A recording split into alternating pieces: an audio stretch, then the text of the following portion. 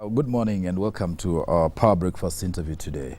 Now, this week has been dominated by the news of the Security Amendment Bill, which is expected in Parliament this Thursday for passing by our members of the National Assembly. That bill, of course, has provoked a lot of reactions, opposition to it from various circles, civil society, the media, as well as political players. The bill proposes to amend several laws, expected to be about over 100 clauses. It amends the Public Order Act, it amends the National Intelligence Service Act, it amends many laws. So why is there controversy around this bill on a matter that has united the country, that of security and fighting terrorism? This morning we take a look at that, and joined in the studio by Member of Parliament for Mbalambala and ODM Member of Parliament for Mbalambala, Abdikadir Aden, as well as the Member of Parliament for Chuka, Muthomi Njuki. Chuka Ngambangombe. I belong to that one I've given up. I belong to that constituency. I think it's Chuka. It's enough. Chuka is enough. We'll take suppose my summary of it to Chuka. And of course, Henry Maina, Eastern Central Africa Director of Article 19, the Human Rights and Freedom of Expression Organization. Gentlemen, let's start with the overview. Yes. What is it that, I suppose, you're coming from Code and ODM, is so abhorrent about the proposed Security Amendment Bill? Let me first of all start by saying that security is by itself also one of the very important fundamental rights. And the unfortunate thing is that with lack of it causes, unfortunately, the others cannot be enjoyed. The other freedoms cannot be enjoyed. So I cannot more than emphasize the need for the government to, for example, ensure that security is maintained at all times. Having said that, the threshold to ensuring that that is done under our Constitution is best explained under Article 238 of the Constitution, which says that in pursuit of its security objectives, the government must ensure at all times that freedoms are protected, rule of law is protected, democracy is protected. This bill falls below the threshold of ensuring that freedoms, democracy, rule of law is maintained. In all the amendments of the 21 or so statutes which are being amended, unfortunately in almost all of them, the issue of the fundamental rights of freedom are very much infringed and are very seriously limited, far below the threshold required by that by Article 24, which tries to. All right, we'll come to the specifics. Let's see the people who are protagonists of this bill, why they think it is healthy for us to secure our country against terrorists and other criminals. Muthomi. Yes, yes. Thank you, Madam Makali. We do agree that surely we do need to have security in place, because without the security, we cannot be able to enjoy the freedom. We cannot be able to actually be able to run this country, and these actually need to do that. However, I do agree that when you take a drug or a medicine, you don't expect everything in the medicine is supposed to be good for you. Yes. That medicine, if it's a tablet, it has preservatives, it has gel, it has something we call a solvent, which sometimes is called side effects. But that does not stop you from taking the medicine, because the essence of taking the medicine is for you to be healed. We must ensure that security in this country is fixed. However, as my friend has put it, and I don't want to say that the bill in totality is faulty, there are maybe a few things we can actually be just tricked a bit, just twisted, to actually be able to make sure that we deliver security, and at the same time we don't over-infringe on the rights. Okay, the bitter pill must be taken, Maina, according to Mheshimiwa Muthomi. How bitter is this pill? I mean, I've seen you protest from the civil society, and speaking as a media freedom of expression advocate, what is the biggest punch or blow that the bill offers?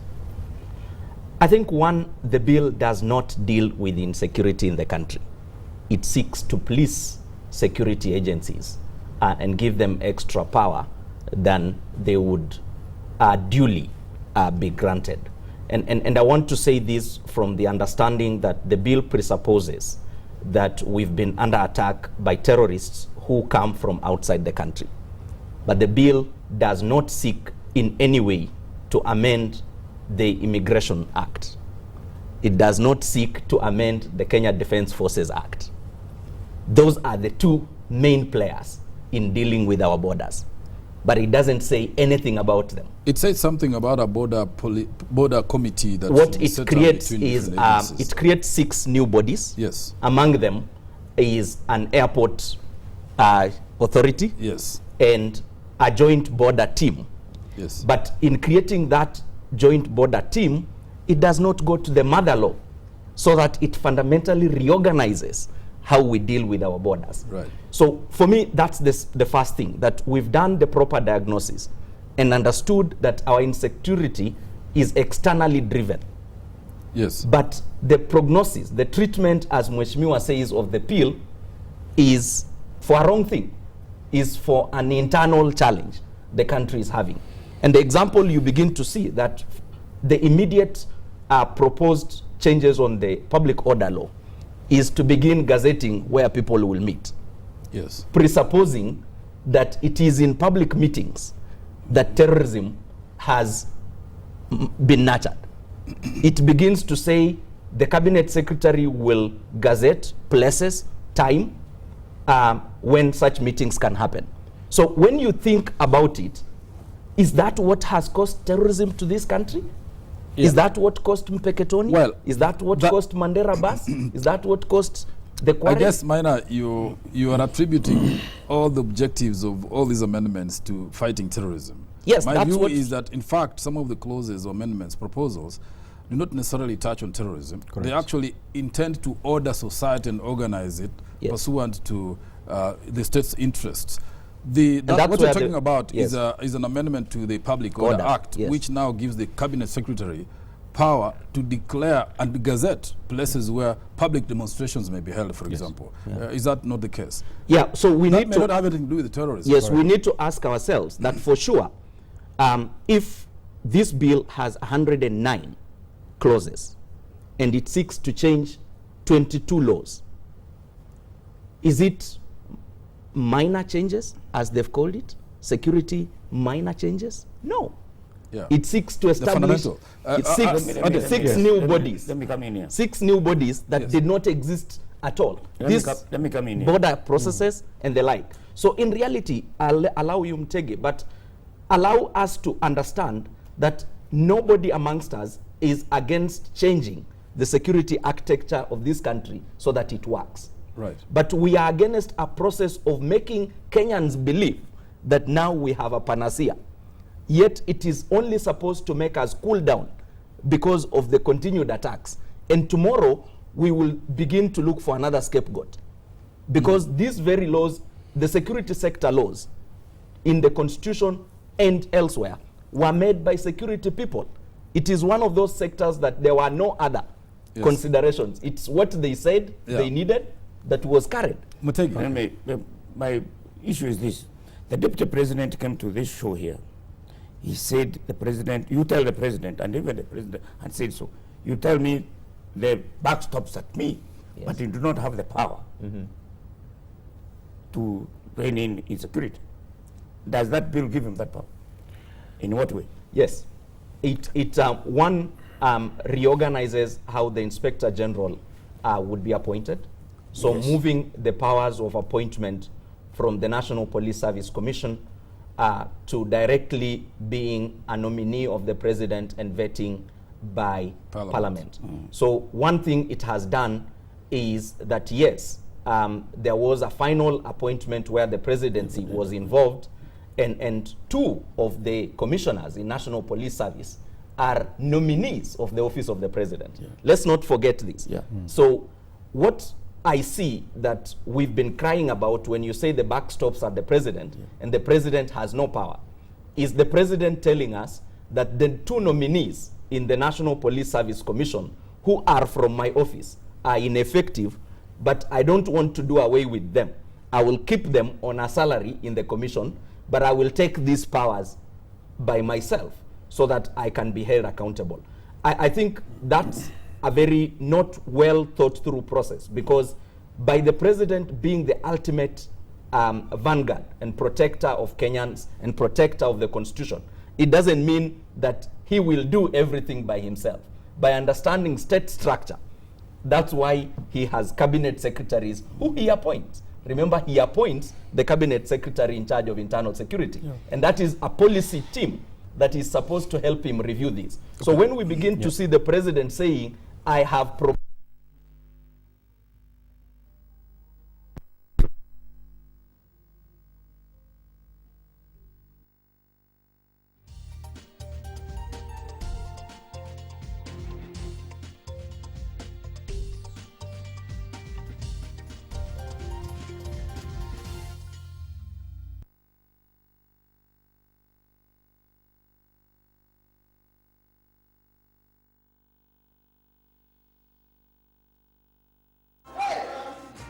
They're suspicious. Do you know this girl? No.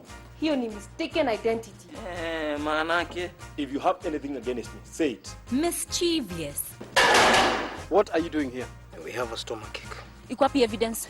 I'll pay you handsomely. Always full of tricks. Leo amenibamba nikisikiza ngoma. You can't keep out of trouble. And if we don't, you'll bring Kilunda here faster than lightning. Watch Tahidi High every Tuesday on Citizen TV.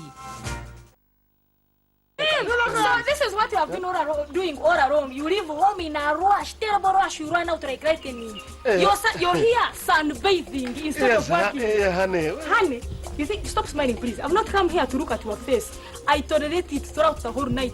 What are you looking at? I tolerate it the whole night. Are they yours? Are they your shoes? Let's just speak. Are they yours? You look at them. Do you know how much they are? Are they yours? I don't tell you. You tell her. Darling, who are you? I am the wife. Who are you? Whoever it is you are, you probably look. No, you look terrible. I'm sorry, mommy. Yeah, anyway, where was I? I was telling you, never at any one point pick your husband's phone. Ever.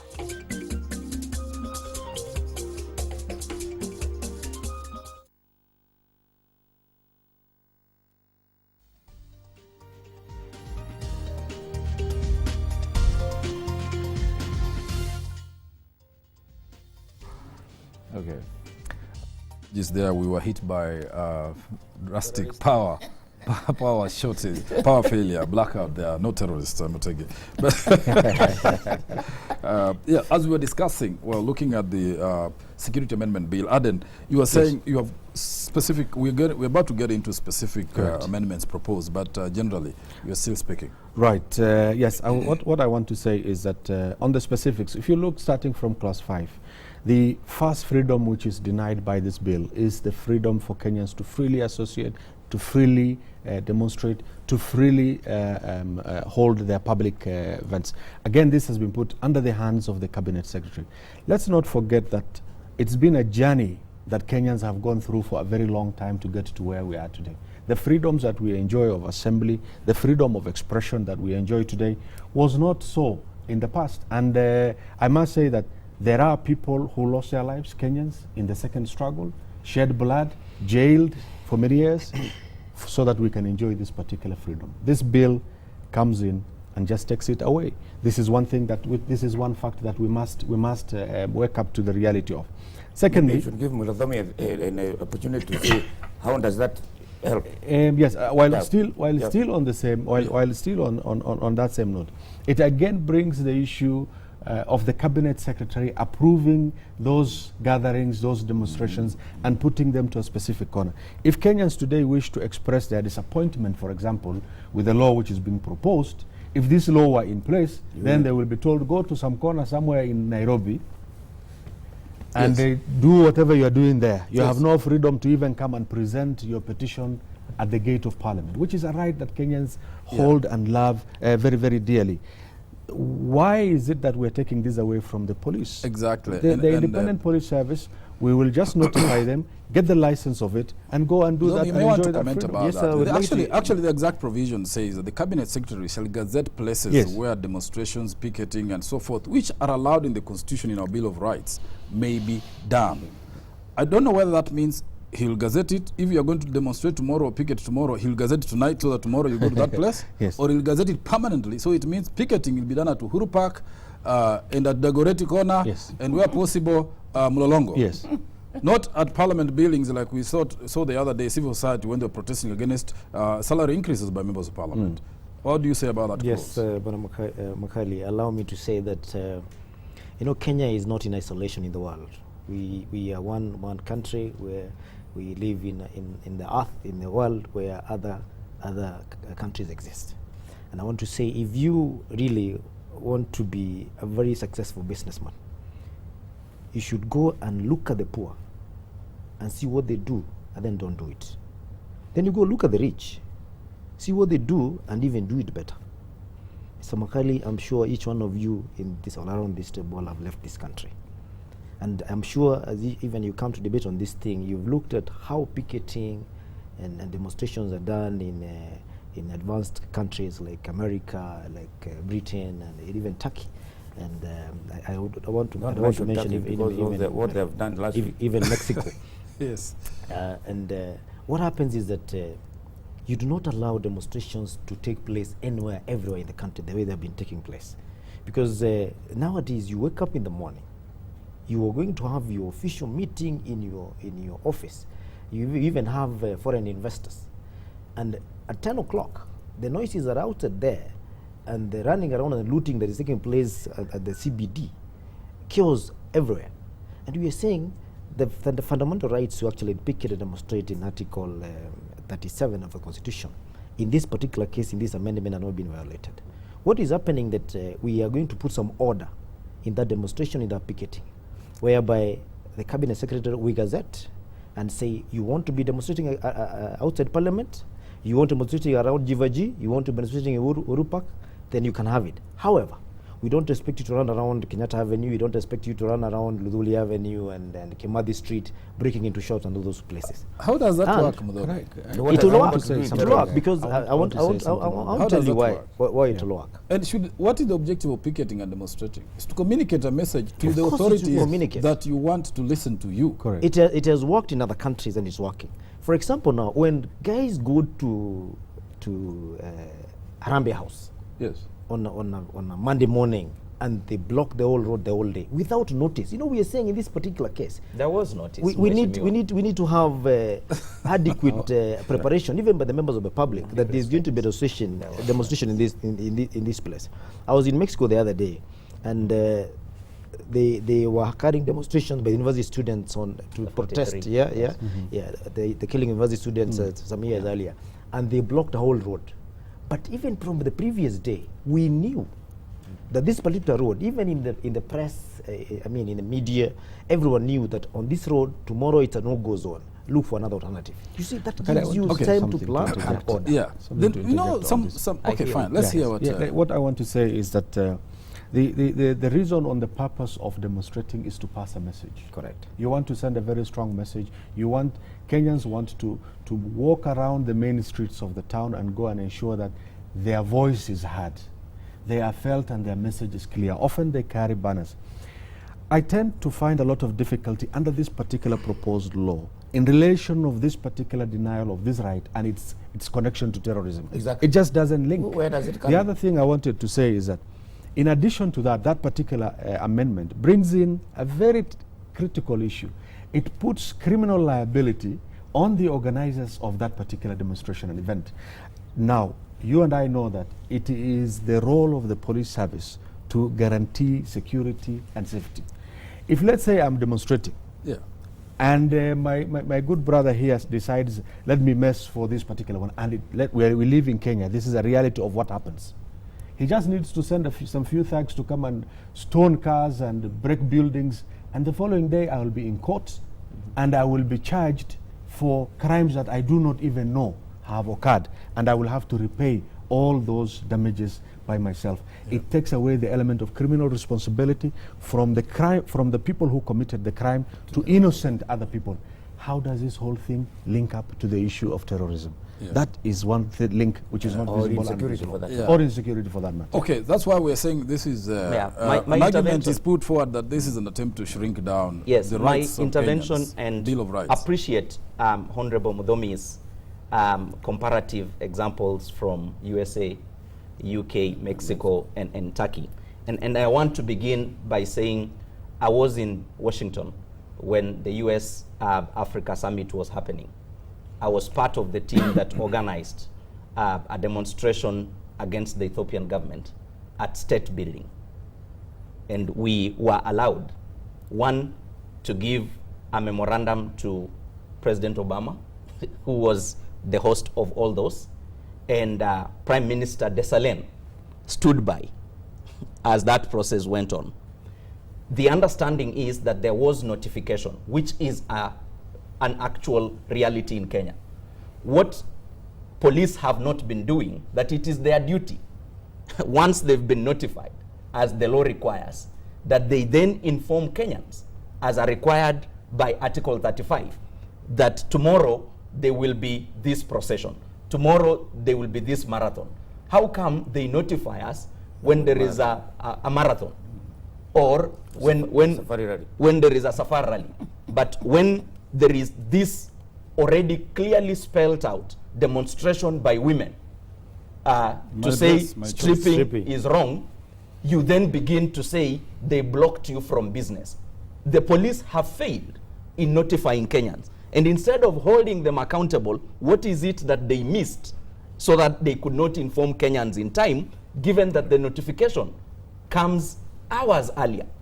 This is the same practice we have in the country, that you hear road works mushrooming from nowhere, but we've begun to call them normal because people in government are not willing to hold the contractors accountable, to say, when would you close this road, when would you deal with it? So I want us to go to the Public Order Management Act of USA, which I've ably read and critiqued.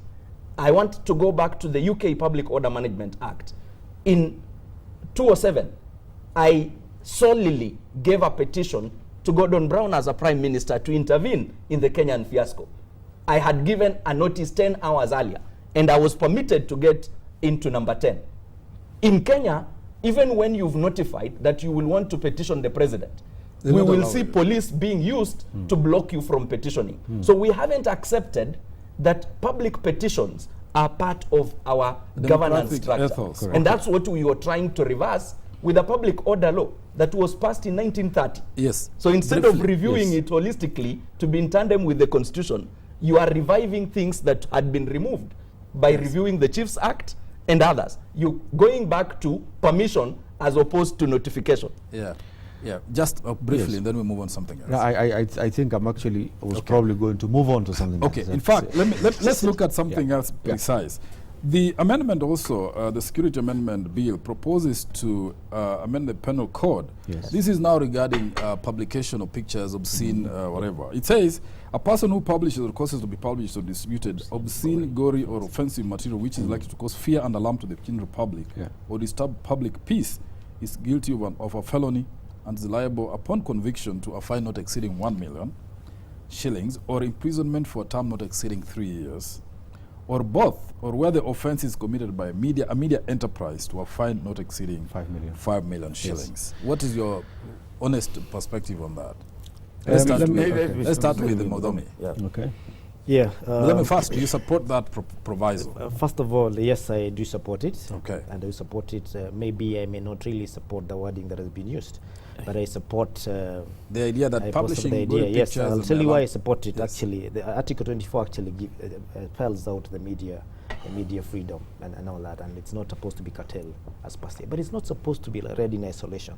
It's supposed to be read in with Article 34, because the freedom of expression and the freedom that the media enjoys and other citizens enjoy, you must ensure that as you enjoy your freedom, that you don't infringe on the rights of others. You can imagine a situation whereby you've lost your loved ones. You don't even know anything about it. But in the morning, you just see a bloody, gory picture on the newspaper, or a brain that is scattered all over the page of your loved one. And in this particular case, it means the person who published that picture did not think about the rights of the person who is a relative of that person. Right. Even That- the way the that matter is Kenyans covered feel, by you know, the Media Council. even the way ethics. Kenyans We have feel. journalistic professional But ethics. it is still I've been taking- practicing this thing for years. But it is still and you taking- do not publish those things. It is still taking place We don't. because as late as Not because of law, but the because time of we had the Mandela, ethics, Okay. we had those pictures that actually They have been happened. done. Number there two, have been breaches of ethics. yes, That is true. Number Pictures two, like that if there have been published. breaches of that particular act, Yes. then how would you like the situation to be addressed? Right. There has to be punitive measures to ensure that we have responsible reporting and they're there. responsibility. Punitive measures. Let me What is the response, perhaps respond counter opinion to that? to Mheshimiwa. Mheshimiwa, just to remind you that last year you passed the Media Council Act of Kenya. Yes. In Schedule 2, which MPs discussed for 2.5 hours, it has those provisions. Yeah. So the first thing I want to ask the country, why do we use our time in vain? That the whole House passed this law, it's been assented to, it is our law. And here you are forgetting that you passed the law and engaging us in the same process again.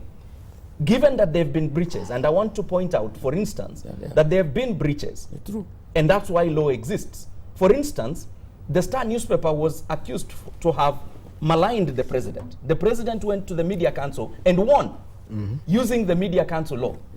Yes. The president won before he was the president. Today, when we talk about gory pictures, I can tell you that there isn't a definition in this law of what gory means. There isn't a definition of what offensive means. There isn't a definition of what obscene means. Yet, you have these terms, very vague and broad, in the Media Council Act. You also have them in the Kenya Information and Communication Amendment Act 2013. You still retain them in the Penal Code. Yeah. So the challenge, again, is to ask, what is the relationship with this and dealing with Mpeketoni, Mandera, and Kware? Allow me And to which s- law allow should me be allow cited? me to say Yes, Gary, yeah. what is the relationship? Yeah. I'll tell you what the relationship is. Add and then I'll get back to you. briefly. Let me say one thing here. I think it is just as we have just seen that there is no relationship to security on the issue of demonstration under this proposed law. Similarly, I do not see any justifications good enough to warrant what I call on this draconian law on the media coverage. I want to say one thing. The most recent, latest event of terrorism that the world has just witnessed is the Sydney event of yesterday. Yeah.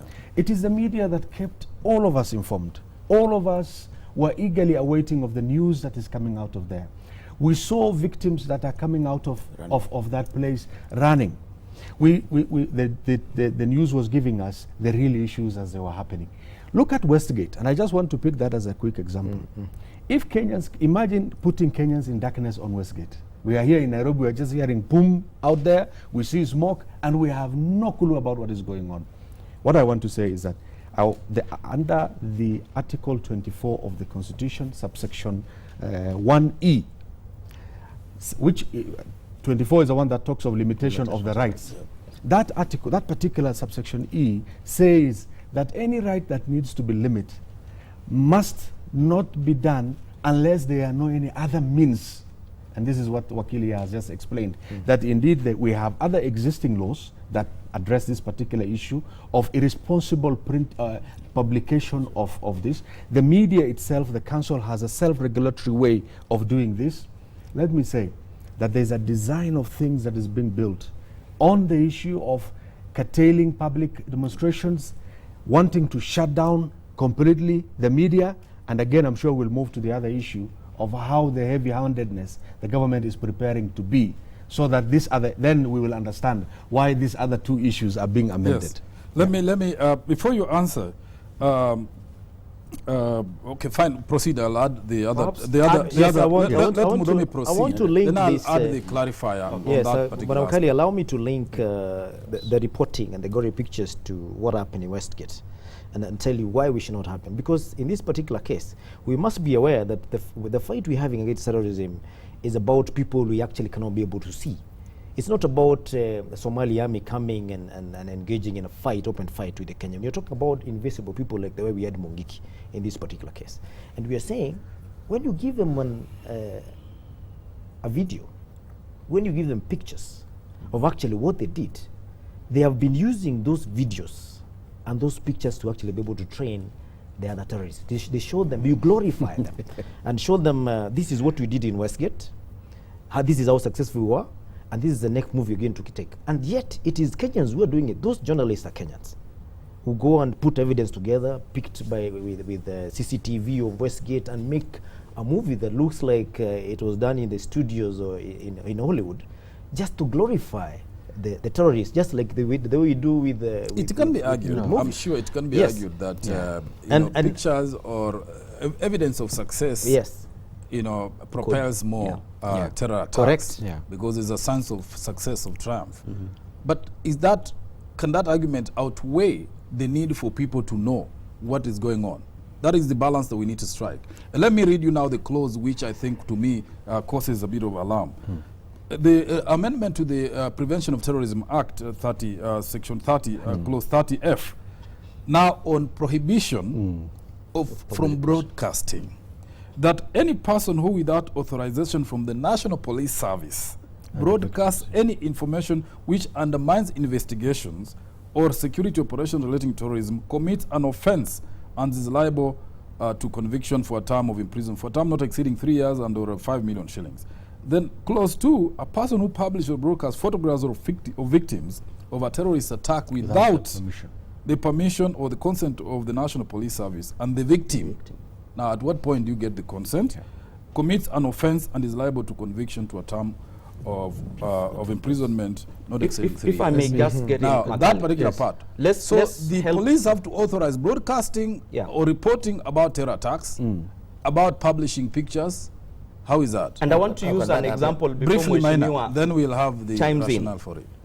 You and me remember a KDF spokesperson who sent a video clip to media houses of how our defense forces, the successes in Afamado. It ended up that this clip had been downloaded from the web, and it was an Afghanistan clip. Yes. He apologized after people were able to get alternative sources of information and said, this is what is happening. I'm using that as an example when officers told us that Westgate was a normal robbery. The first 3 hours, that's what they told us. It's normal robbery. So even Kenyans who are preparing to donate blood and assist sat back because it was normal robbery. Where in this law are we saying that officers who will give such misleading information that jeopardizes national security, because that's what it has done, will be punished? There isn't. So I want to think about the holistic nature of this process so that we are not reactive.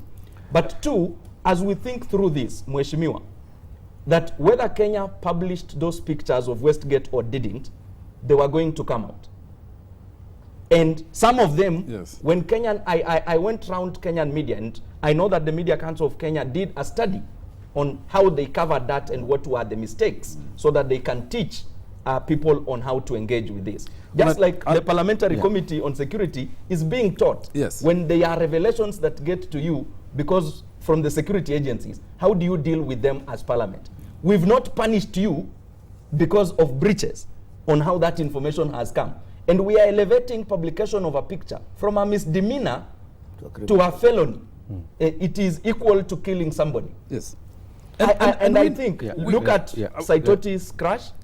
3 hours after the crash, the state had not told us anything. But look at Westgate. 3 hours after the Inspector General was still arriving in a wedding court, not told Kenyans anything. When you compare that to Australia, that in the first 30 minutes, the Prime Minister had said what is happening. He had appointed 10-man team from the security to brief the country on a continuous basis. All right. So, how are we holistically thinking about this without just blaming the media trying to for suppress information? I mean, the suppression of information, I think what Maina is saying, ought to be balanced with efficient a delivery of official information, which we'll get to you just now, Mudomi. Aden, briefly. Our time doesn't seem to be good. Okay, I just wanted to say that on this particular one, this particular clause, What it is asking for is actually quiet and realistic and almost untenable. Because when a situation of terrorist attack happens, the first thing the public wants to know is to be informed. Yes. What is going Where? on? Who? Where? What? Am I at risk where I am now? That information, the only way it can come through to us as a public is through the media. Now, when you say that the media needs to ask for permission from the police, Yes. for permission from the victims themselves, who some of them might even be, unfortunately, not alive. How do you want this? This reminds me of VOK long ago. Yes. There will be a demonstration at the University of Nairobi. Yes. The whole Koinange Street is ruined. Yes. People cannot pass through Uhuru Park, but there was VOK. It will say nothing. People have been driving. Exactly. Through the Exactly. They will And meet unfortunately, there and be yes. beaten. That's what they are doing. Unfortunately, That the is what public, they are the, doing. pub- That's the public will go there unknowingly, Makali, and even Makali, I might cause more think. harm. Mudomi, defend this clause. I think. Or What do you we're think it's doing one of here- those that need to we be are amended? we are being selective here because Okay. you've read that the section very well. We are being Yes. selective because I have not heard of any blanket blocking. Of the media from covering events, covering the. Let me reread the it. scenario. It says yes. that any person who without authorization from the National Police Service Yes. broadcasts any information which undermines investigations, which could start immediately the incident happens, or security operations relating to terrorism just stop commits there. an offense. Just stop there. That is it. clause does not say any journalist who actually broadcast. It does not stop at broadcast. It goes ahead and will tell you that anything that compromises the security. When you cover Westgate and you show this is what is happening, people are being carried out, people are being saved, that is no problem. The question But when is, you go ahead, let me ask you this, when you go as ahead, a journalist now, yes. back to you. Yes. At what point does a journalist determine whether what he's reporting is undermining investigations? We or are not? talking about specificities here. Let me You're give you a trying to very give people specific issue. information they need. Let me give you a very They'll specific tell you don't issue. say anything. In fact, given authority, Yes. police would like nothing reported Completely. at a scene of crime. No, of course not. That's not what the bill says. We are That's not what dealing it's with the saying. police here. We are dealing with the bill. Yeah. Because we are talking about you broadcasting what you think as a journalist is a picture of the terrorists. Yes, you do not know. We are talking about you broadcasting the video of what you think these journalists did, who are maybe alleged to be dead and all that. That particular Yes. allegation that these are the terrorists and Yes. this is what they are doing Yes. is what actually That is good frustrates the interpretation. It's investigation. possible Yeah? what you are saying. Yes. But also, the job of journalists is Here to mwe- investigate. here If mheshimiwa, you may that, allow me to investigate. police Just as the police do officers- their work. Police officers are already overstretched in terms of security issues. Yes. But what this proposal is trying to do, and I can tell you it's been borrowed from Sudan. In the office of the president, there is a press approval corps, Yes, yes. which walks around 3 printing presses and says, where are your pictures and headlines for the newspapers tomorrow? And it ticks which can go, it cancels those that are not going to go. Yeah. But I sincerely think that we want to misuse the police here. This is not their domain. This is not where they can do best. Journalists, and I can tell you, working in the newsroom with these seniors, the number of pictures that arrived from Westgate that they did not use Exactly. Thousands. would overwhelm Can I you. just refer us to And if you begin a to clause in think the through that Constitution? process, Minor. Yeah. Let's Yes, give just Adam- very quickly yes. that we refer to a clause in the Constitution, Article Yes, 34.2. 34.2. Yes. The state shall not, and shall this is how it is. The state shall not exercise control over or interfere with any engaged in broadcasting, any person engaged in broadcasting, the production or circulation of any publication or the dissemination of information by any media. And it continues to say that the state shall not penalize any person for any opinion or view or the content of any So those broadcast people who are writing publication. that law, where did they come After from? you read that, then you read this one. Yes. Any person who, Exactly. That's the without point that- authorization from National Police Service, Yeah. broadcasts any unconstitutional. information It's which completely undermines investigations. And I've just said journalists are in the business of investigating. If a terrorist act happens here, that has been my we business also for go and 30 years. investigate, just like the police Yeah. do their work. Yeah. The contest for the truth is between the police and the security agencies. I mean, the security agencies and the media. And they can be Makali, we cooperation. must distinguish between investigative to journalism the other. and the real work of the NIS and the Yeah, security board. and this They does must not be help very them to different. do the It investigation. does not mean that now By gagging people, they don't become better It investigators. delivers results for security Yes. more than the security agents themselves. And we are saying we can imagine a situation whereby you are investigating a robbery, Yes. and already the robbers have been sighted somewhere, and you are there as a journalist saying that these people are hiding in this and this place, and these are their pictures. What will happen the next minute because they're watching? They'll take off. Sometimes. But by the time the press reports they're hiding, what are the intelligence or What have security they been people doing? doing? They should have been there And before us. this bill is Sorry? bringing the element. If they're working. This bill is bringing the element of correlation between the security agents and No, the investigation it's journalists. subjugating. No, it is not. Correlation. It is bringing correlation. Yeah. A very good correlation. Those because are it's not a English blanket words, rule. Mheshimiwa, All right, but, let's move on to yes, the they other mean something provisions. different. There is another provision, I'm trying to get it, that grants the National Intelligence Service Yes. power Yes. to hold, arrest, and detain people Yeah. on suspicion of terrorism or a likelihood to commit an offense. 90 Yes. days. What is- stretch yeah. it to Let me 365. say on the onset that probably the most scariest amendment in this whole thing lies in this. And I can tell you, when you understand the holistic of this bill completely, then you realize that what is just about to happen under that particular clause is that the Director General of NIS is just about to be given the free hand to appoint an officer and give him the powers to go and do literally anything. And the word is anything, and I'm not saying it from myself. We have it is seen there it in before. there. That's very scary. It It's is very says horrible. anything. Now I keep asking myself, what is anything? Yes. Anything? Is that torture? Is that execution? Is that blowing up an entire building? Is that, that is it is the whole thing that we cannot allow that a person without, and that all that is happening without two things. There is no court process that will permit to say that he has to get a court order to go and do that. That element is not there. There is no oversight. They are not being oversighted by either IPOA or any other institution for that matter. Yeah. And it is being done so, more even scarily, under a covert operation. Yes. When you talk of a covert operation, it's an operation in the nature such that only the person who is doing it and the agents being used are the ones who know. Tomorrow they can disown it.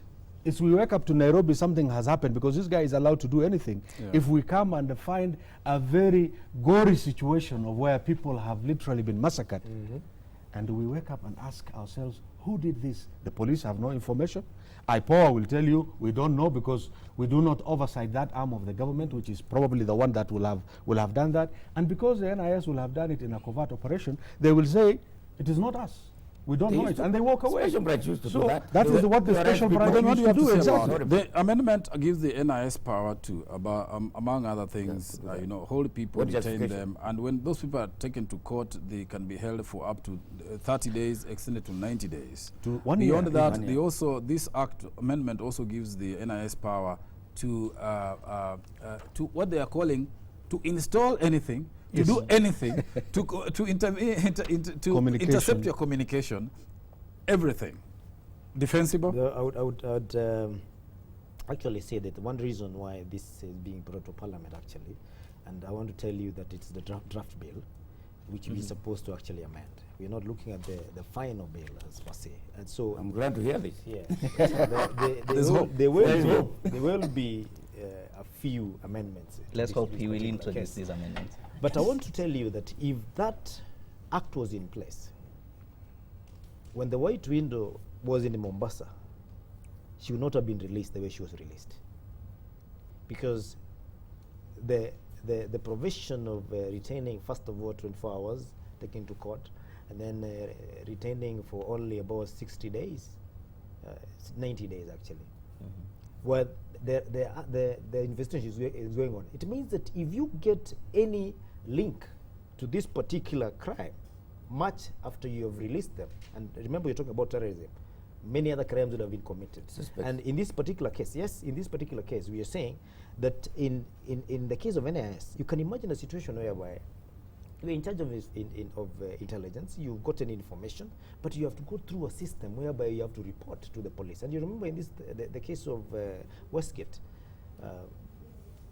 Mushangi was there saying, Ishangi was there saying, I got this information much earlier, and they gave it to the police. How did the police use it? It would have been easier for Kishangi to say, I got this information acted on it, and that is where you don't have any terrorism. So Then the you have issue two of parallel delay, police services. Yes. the issue of delay, in relaying this information actually has aided the perpetrators of the crime to actually be able to move faster than the forces themselves. That is why we need to give them power, even if it's temporary. Let me ask you for to a hypothetical ensure case. that even case, as they call would it for need to be backup, better, yes, hypothetically, yes, to cure that delay or failure or inefficiency, incompetence, negligence, whatever you call it, yes, by providing that information received from NIS should be acted on within 12 hours? Yeah, correct. But how do you Why do you have this person arrest? Mheshimiwa, What's the police Mheshimiwa, the director. You know, I like the way you're putting it 12 hours. Or How do you think about terrorism? Even 30 No, minutes. Probably what you director- needed to save the situation is not 10 minutes. It could be only 5 minutes. Yes, the director Or of NIS, the Inspector General, the President, all sit in something called the National Security Council. Yes. All of them, without exception. And the truth is, we had the Inspector General telling the country that they received generalities, not actionable intelligence.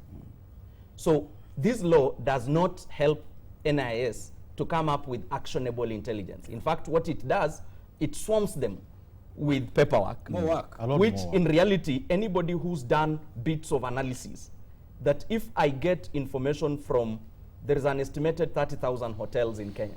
They are all being asked to submit occupancy lists per week.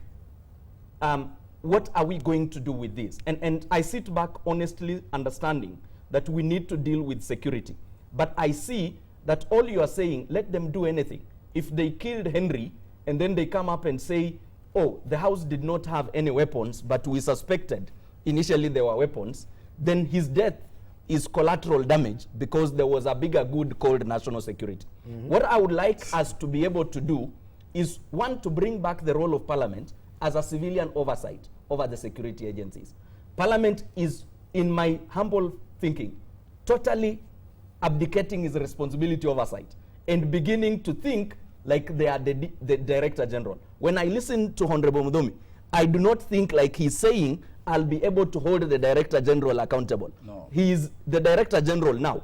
So how do we transform Parliament to be able to do its oversight role? Because this is an executive role that is being passed. Yeah. And we don't see a modicum of that accountability at all. So for me, counter-terrorism measures are necessary in the country.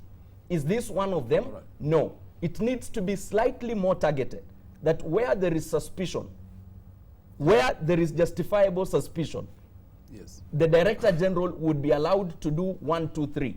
And what they've done, you go to court ex parte. Yes.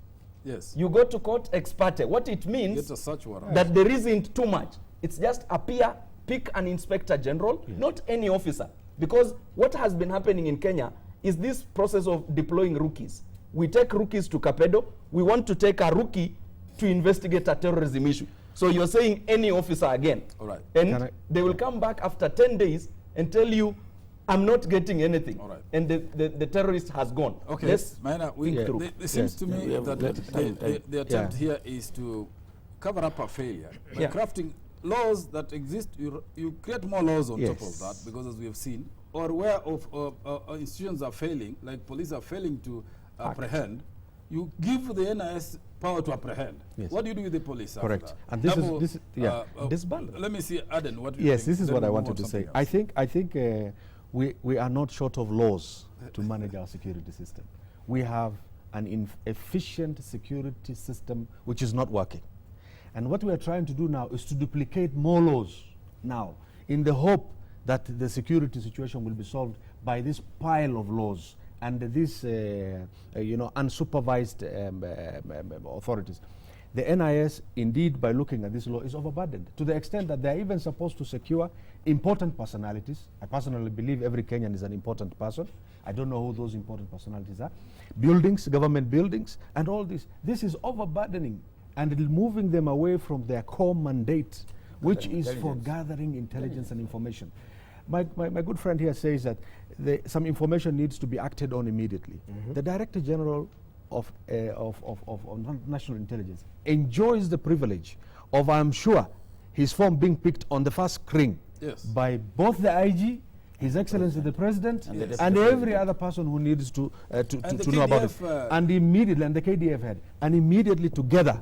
And these days, with the technology of even the simple phones which we have, because I want to believe in his position, you'll even have a more complicated operators than mine. We can even conference call immediately within 3 minutes, and all of us are on the same conversation, and instructions are given to act on that particular issue. That is comical, you know. That is very comical coming from my brother. You're saying these chiefs don't the same school with this have gentleman. first-hand access to each other? You can imagine saying that the first instance with what the Inspector General or rather the IG, not the IG, but the Director General of NIS do is call.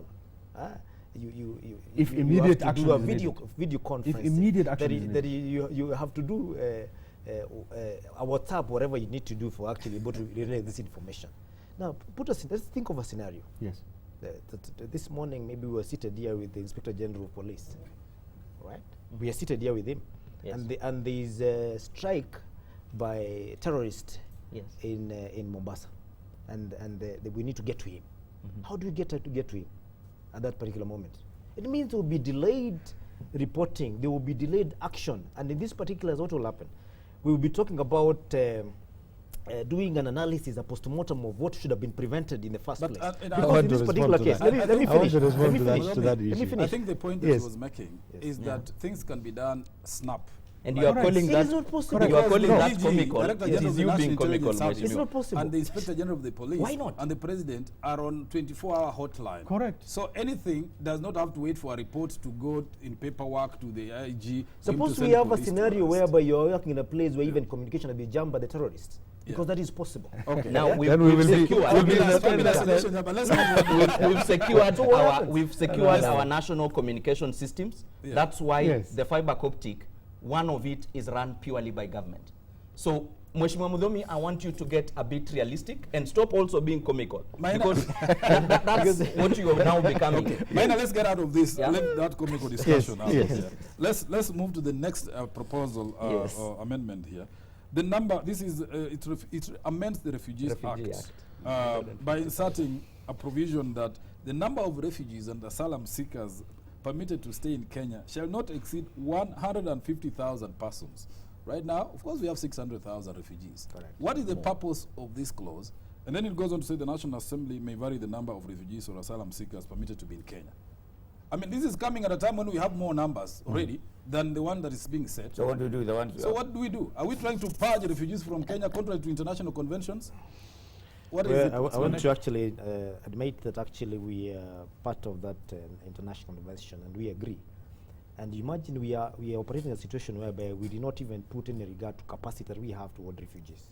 We have a lot of constraints that actually on our assets, and even in the facilities that we have in Kenya, considering we have so many numbers actually, and it has been found that the refugee camps is a very fertile ground for training, for planning. No doubt about Yeah, it. and What about the actually numbers? even Westgate was actually planned from Kagumu. True. We agree with that. that is What's We want to actually put some sanity and regulation in surrounding the whole scenario about refugees. Is that a function Is of that- numbers? It's Exactly. Not, no, the numbers in this we particular could have case. 5 who are terrible. Listen, Yes. you cannot be if you are amending a law Yes. to do with security, and then you find this something can actually be able to put in that particular time that can be able to save this country. Why not put it there? It does not mean that you'll be coming back every time you get one small thing to come and put in the amendment. Because in this particular case, you do agree we are getting very many numbers. But I know you want to dwell on the numbers and skip very, very important recommendation there. That No, we it do says that you can expand that number. Yes, we 6 can. months. Yes, we Parliament can expand the that number number. by 6 months. Number but two, it may never run for more than 6 months again. and You you've come seen back to also the we same have a number. recommendation there, Yes. whereby the refugees have to be put in the camps and they have to be restricted to stay in the camps. Yes. You remember a scenario where the other But time we that's had so what is many supposed to happen. refugees Yes. that Because were of our actually corruption, that's why they come out. Actually out here. And secondly, Yes. we have a scenario at the moment whereby you come in as an asylum seeker, and you're allowed a period of about 30 days just to roam around. Mheshimiwa, that is true. Before Agreed. you actually can register refugees yourself. and people come in 30 days as is enough refugees time to for you to come and commit a crime But and what leave. I'm wondering is whether this is not an idle law that sets the maximum number of refugees you can have in a country, Yet, if, for example, there's a breakdown in Sudan and Somalia and Uganda simultaneously, we could have 2 million refugees here. And the international community has to help us to keep them. Must we have a legislation that goes to lift the number? That's what I'm wondering, the wisdom in that. And the when there are too many the refugees, mechanical thinking. we are not able to control them, we are not able to... Idle legislation, I think. Yeah, I think I cannot say more than what you have just said. It's an idle legislation. It does not stand the test of realistically what can possibly happen. Yes. God forbid if something happened in our neighboring Tanzania to do tomorrow. God forbid. And we have 2 million Tanzanian brothers running to us for help. A refugee is a stateless person, is a person who is running because his personal life is at threat and danger. And they can enter Kenya in any form. Some will enter using Lake Victoria or whatever form that there is of water, or through Mombasa, the port. Some will come walking. When you come walking or you come into whatever means, you might not necessarily get to a point where there is authority in Kenya. And that is why you are given that period of 30 days. A refugee is a confused person. They do not even know where to go and seek for help. That is why that is permissible, that time is permissible. For Parliament to vary the number for 6 months only. The problem of Somalia has been alive for 25 years now, almost 25 years now. Yeah. If you say after 6 months, what will happen? Will we have dropped our obligations under the Geneva Convention and sent all these refugees? Yeah. Assuming one thing, as I conclude on that point, assuming we pass this law tomorrow, I hope we will not, on Thursday. Do we eject the ones what happens to, you have mentioned about 600, it's true. The 600 is only the ones that actually live in my own county, Garissa County. we have more than 1 million refugees, because we have other camps in Kakuma and refugees living in other parts of the country. What happens to us tomorrow? Here we have a law which says 150. Where do we take these people? I am one of the proponents of people who say, I think it is time to take back refugees of Somali back to their countries. I say that because I think we have done our obligation for far too long, but we must end this obligation responsibly. We cannot just walk away from it. Wake up tomorrow on Thursday and say it is going to end and the number is going to come down to 150. And if, as my colleague here says, that refugee camps have become heaven for terrorism, it is true they are. It is because of failure